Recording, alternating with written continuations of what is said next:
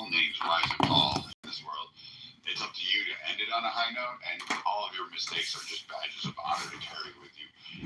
You don't learn from your victories as much as you do your defeats and your failings in life. And I'll never hold anybody back for failing. I'll never condemn you for that. But I will sit there and slap that hypocrisy label on you, and I will smack you, little broke bitch boy you are, if you try to come up and go to somebody or myself and say how great you are in comparison, and then all of a sudden turn around and find out you use different cartoon characters. I've rotated through 50 cartoon characters, and I've always said from the beginning, people who use their real name are brave and are choosing to risk their lives for the right thing, and I admire that, but I'm not going to. That's fine. But anyway, what was your point? Let's get back to the Epstein thing. Yeah. Who's Bart? Why does Bart have Will C upset? I know who Will C is, but okay, Bart, why do you have Will C upset? I don't. First of all, Bart is my. Let me explain how I access Clubhouse, Brad. I'm going to try to be very brief. I have a Verizon iPad and a T-Mobile, but I want to address the Epstein stuff. I think that first of all, there are certainly a lot of pedophiles in both political parties, a lot of rich pedophiles in both parties. However, I think a neutral, honest, ethical person would say that of the people on the Epstein list, most of them didn't do anything wrong. Most of them just wanted Epstein to donate money to their pet causes. That's why the head of Harvard and the head of MIT was kissing Epstein's ass, not for pedophilia, but because they wanted his money.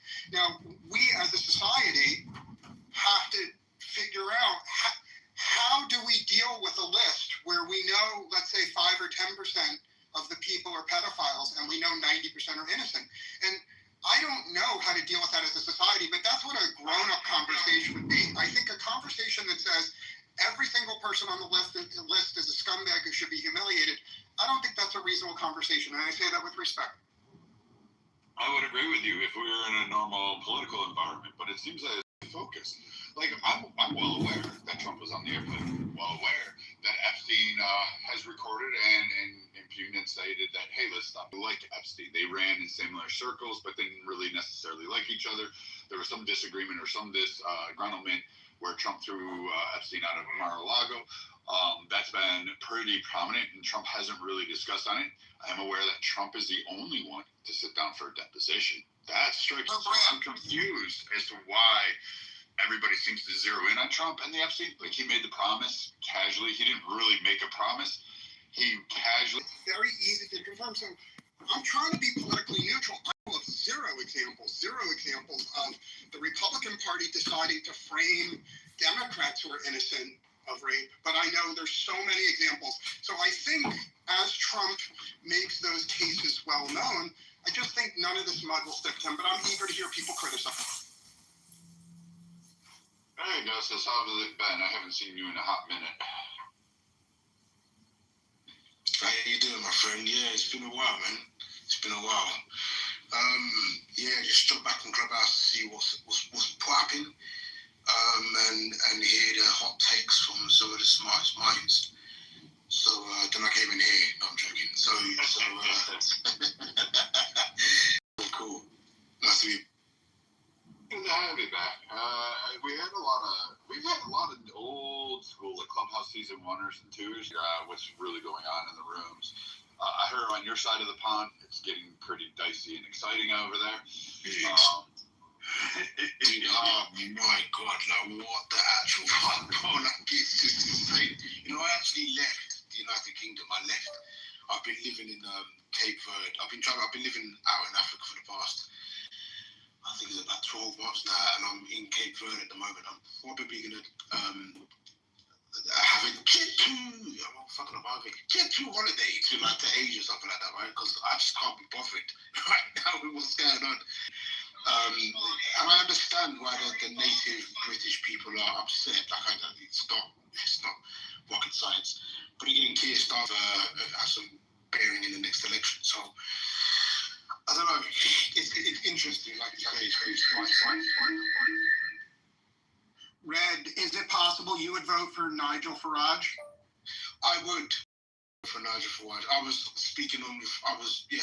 vote for him. It's actually possible I would vote for. I'm a conservative, right?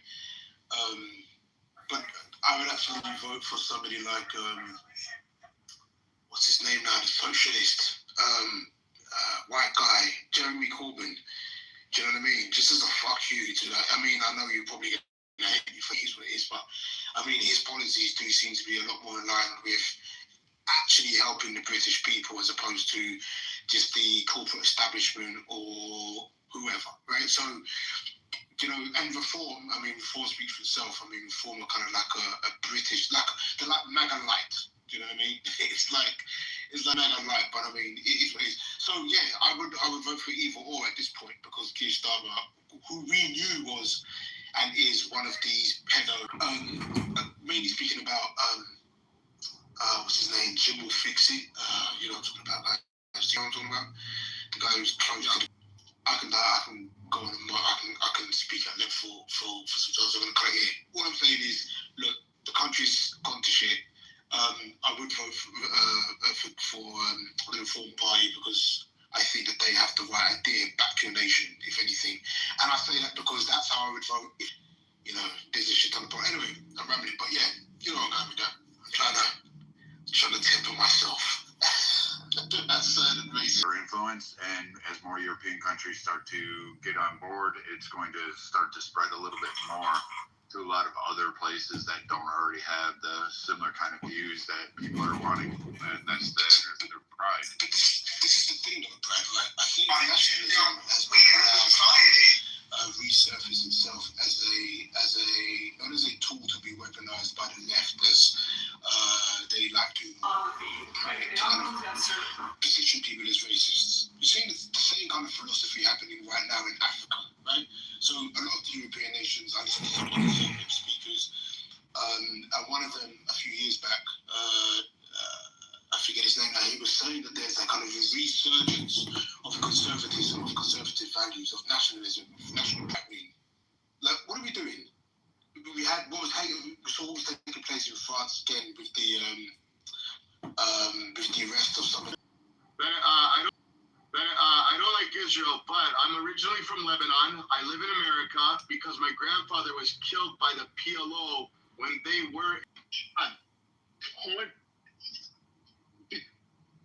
because I am an Arab nationalist, as I was raised to be, but don't. Prison time in another leaked call. I mean, young fellas been doing the most. Oh, I see. Mom's boyfriend fatally shoots 16. Wow. Bet he won't sneak out no more. Also, another video. Not a single woman was sitting at the White House meeting on women's health. All men. Sitting at a fucking table. All white fucking men. Sitting at a fucking table speaking on women's health. Interesting. No, man.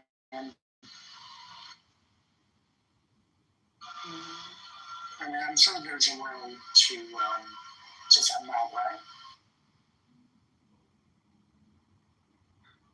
What? I'm sure there's a way to defend it, right? Isn't there a MAGA explanation for that somewhere? Oh, we ran the magas off. You missed it. I pinged you in so you could see. It was E-Lady.